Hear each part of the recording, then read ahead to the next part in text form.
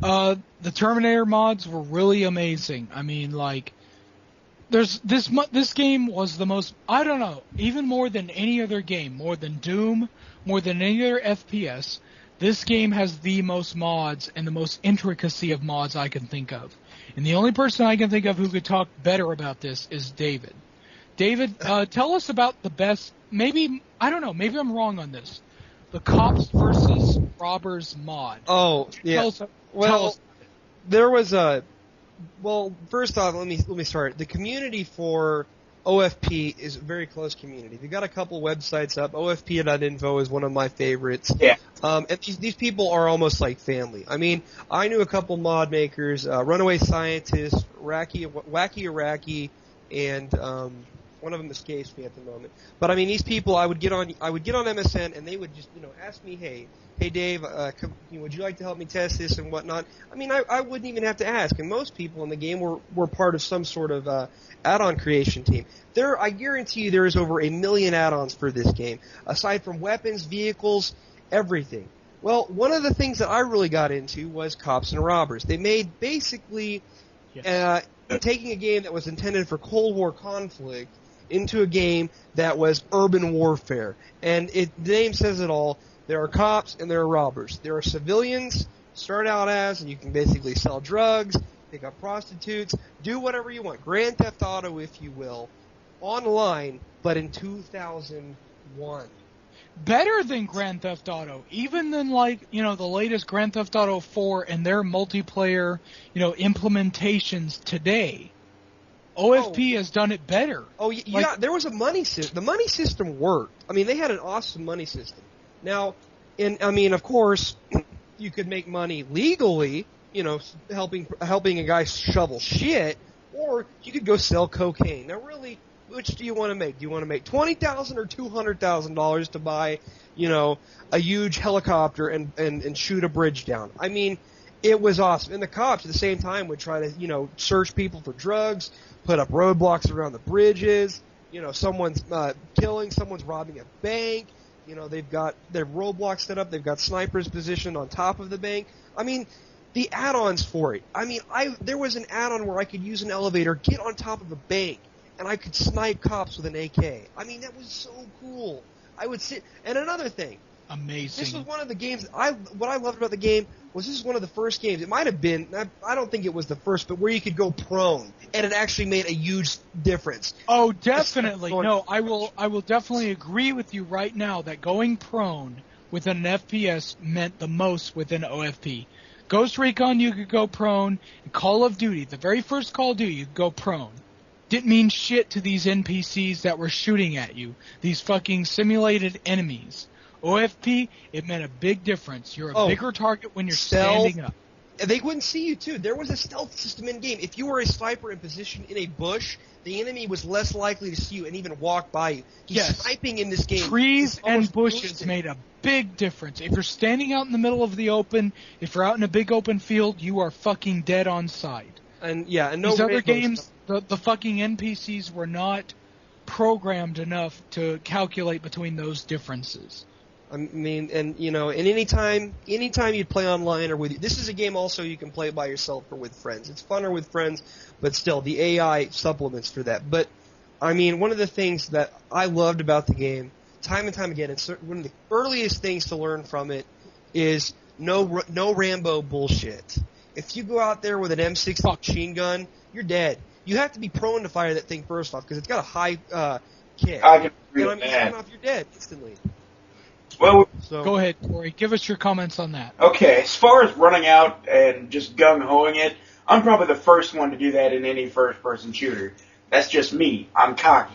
But on top of that... As you played on my custom maps that you can make in the game and invite your friends to play your custom maps. Yes, Corey, you were characteristic of that. Yes, I am.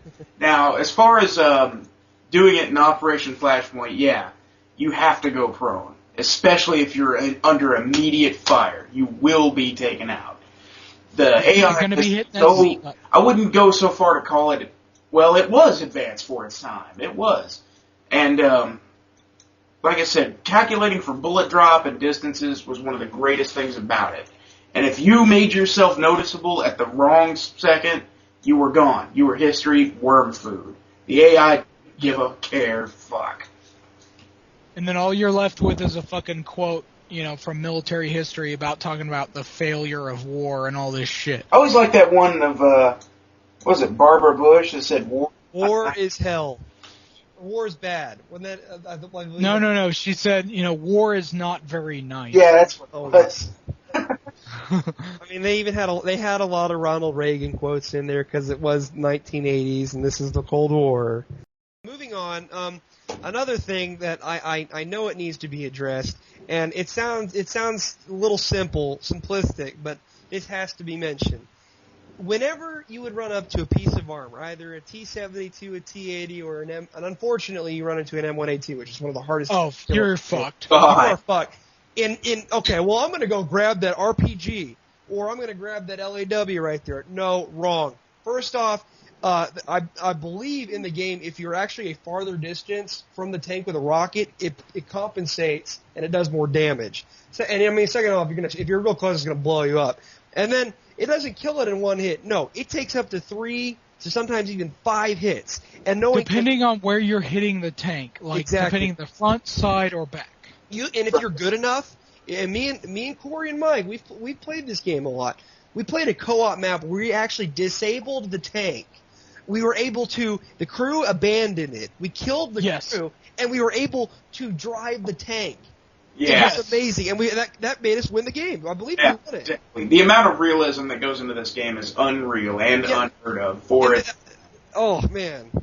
Sorry, Corey. I'm just... the multiplayer map that we are possibly talking about, if you guys could correct me on this, was it the Desert Siege map? This is an infamous multiplayer map. Was it that one?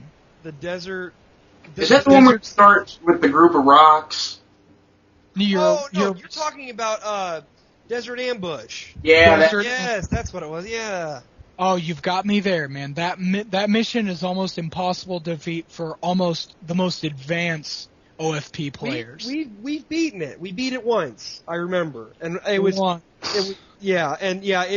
basically you're in the middle of a desert, you're a rogue group of resistance fighters trying to ward off these Soviets off your land, and you have a couple satchel charges, some RPGs and some AK-47s, and you gotta take down a convoy. But when you blow that convoy up, those Russians send everything you got at them, so you gotta oh my god.